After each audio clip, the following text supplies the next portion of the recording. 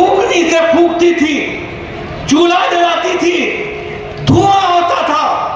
एक एक बहन 200 सिगरेट का धुआं अपने छाती पर लेती थी, तब जाकर के चूल्हा जलता था।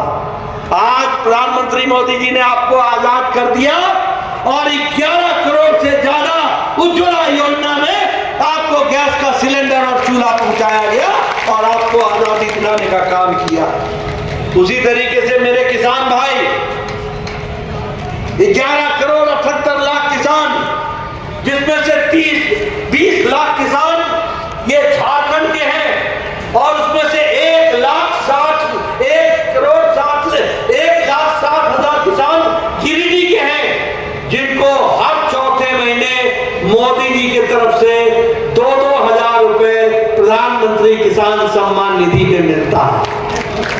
और इसलिए ये प्रधानमंत्री अन्य योजना, आयुष्मान भारत, उज्ज्वला योजना, उजाला योजना, इन सब के कारण आज प्रधानमंत्री किसान सम्मान निधि, इन सब के कारण आज 25 करोड़ लोग गरीबी की रेखा से ऊपर आ गए और उनके विकास के काम को आगे बढ़ाया गया। मैं यहां पर यह भी बताना चाहता हूं कि झारखंड को मोदी जी ने हमेशा मुख्य धारा में रखा है।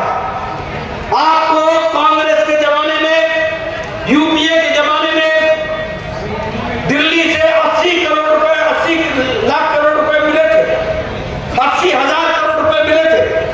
और मोदी जी के टाइम पर पिछले 10 सालों में, अन्नपूर्णा जी आप मेरे को करेक्ट कर दीजिएगा, 3 लाख करोड़ रुपए झारखंड को दिए गए हैं ताकि आपका विकास हो सके और उसको जोड़ा जा सके।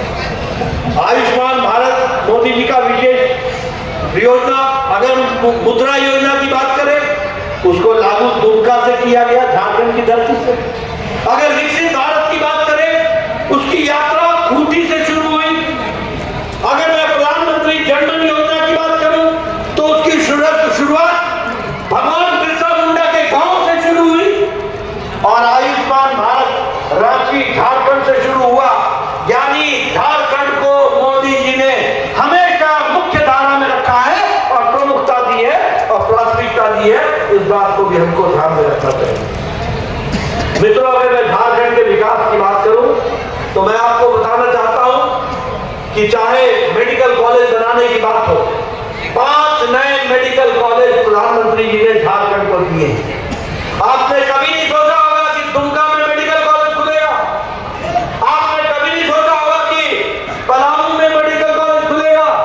आपने कभी नहीं सोचा होगा कि हजारीबाग में मेडिकल कॉलेज खुलेगा। आपने कभी नहीं सोचा होगा कि कोडरमा में मेडिकल कॉलेज खुलेगा। आपने कभी नहीं सोचा होगा कि चाईबासा में मेडिकल कॉलेज खुलेगा।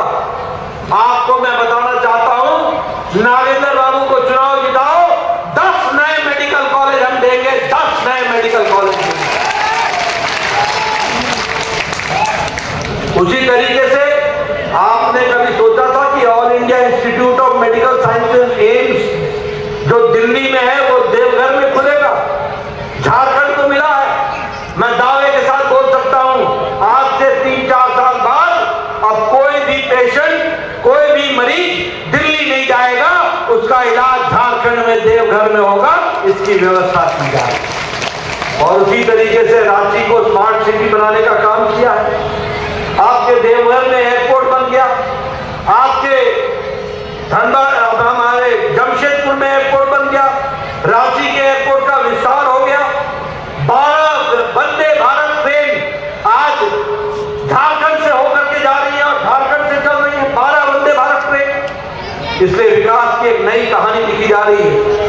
सड़कें बनने में आप बताओ, हाईवे बन रहे हैं कि नहीं बन रहे हैं? जरा जोर से बोलो, हाईवे बन रहे हैं कि नहीं बन रहे हैं? रोडवेज बन रहे हैं कि नहीं बन रहे हैं? 4 लेन बन रहा है कि नहीं बन रहा है? आपके यहाँ 2256 किलोमीटर की नेशनल हाईवे बन रही है और बनाई जा रही है 2256 किलोमीटर।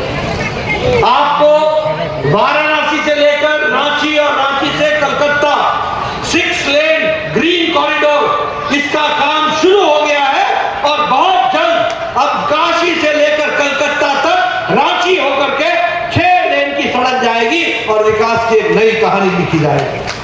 मित्रों, आप बताओ, कि डबल इंजन की सरकार चाहिए, दुगनी गति से चलने के लिए चाहिए कि नहीं चाहिए?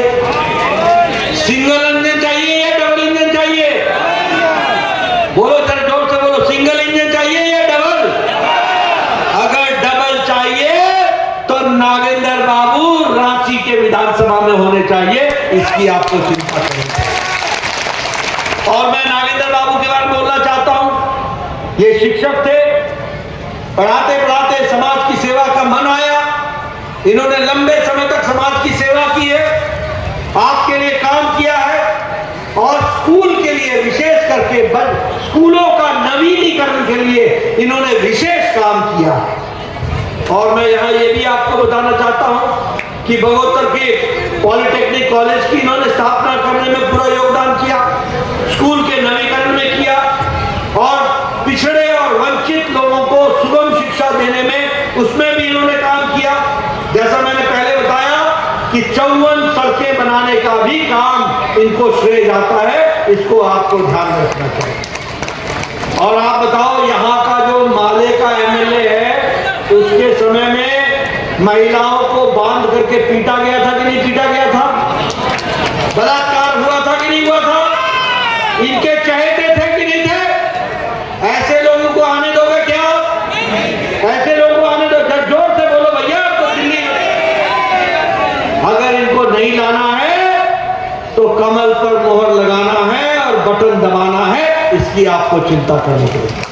मित्रों, हमारे पूर्व साथियों ने आपको बता दिया है, लेकिन देखो 23 तारीख को आप हमारी सरकार बनाएंगे, 24 को कैबिनेट होगी और उसके बाद गोगो निधि योजना को लागू कर दिया जाएगा और हमारी बहनों को 2100 रुपए हर महीने मिलना शुरू हो जाएगा, साल का 25,000 मिलेगा।